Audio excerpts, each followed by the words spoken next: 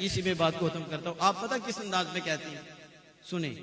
आप कहते हैं दिन लाहबो लाइम में खोना, दिन तुझे लाहबो लाइम में खोना और शब्बर सोना। शब्बर न शर्म नबी न खौफ खुदा, ये भी नहीं वो भी नहीं। अंदाजा मैंने इसको बदला, इस शेर को मैंने वाला ने अपने दौर में कहा ना, कितना प्यारा दौर था कि रोज रात को सोते थे और दिन को पोते थे, दिन को घूमते थे फिरते थे। और आज का दौर है रात को घूमना, आवारागर्दी करना और नट पे रहना और फजर टाइम सोना। हमारे शाह साहब फरमाते पहले ऐसा होता था कि अम्मा जी कहती थी उठ पुत्र जाना हो गया, नहीं उठ पुत्र, तो पता की कहते हैं सो जा पुत्र जाना हो गया, उलट नहीं हो गया। अब कहते हैं सो जा जाना हो गया। और जिस घर में फजर के टाइम पानी की आवाज नहीं ना आती और नालियों में पानी नहीं ना आता, वो समझे रहमत के दरवाजे उस पर बंद। आप समझ रही हैं? तो मैंने इसे क्या कहा कि आपने कहा दिन लाहवो लाइन में खोना, मैंने कहा दिन सोना, दिन भर सोना और शब पर पोना। शब पर न शर्म नबी न खौफ खुदा। आला तुझे हुजूर की भी शर्म नहीं है, किसकी शर्म करेगा तुझे? हुजूर की शर्म नहीं और खौफ खुदा नहीं, ये भी नहीं वो भी नहीं। इससे पता चला कि दो और चीजें भी हैं जिससे बंदा नादिम होता है तो अल्लाह की तरफ झुक जाता है। एक, उसे अपने नबी का एहसान सामने रखना चाहिए, उसे शर्म आएगी कि मैं क्या करने लगा। दूसरा खौफ खुदा, दूसरा, और जिसे खौफ खुदा मिल जाता है ना, कुरान से नहीं हटता, वो सीधा रहता है।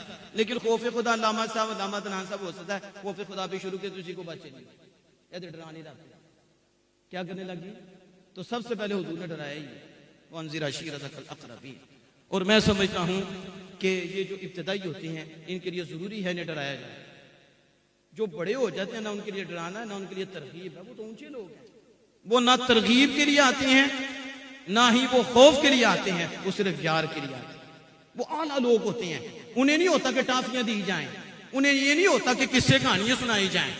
मैंने पीछे एक जगह कहा था अब तो बाबियों को भी टाफियां चाहिए, शायद नहीं समझिए, बाबों को भी टाफियां चाहिए।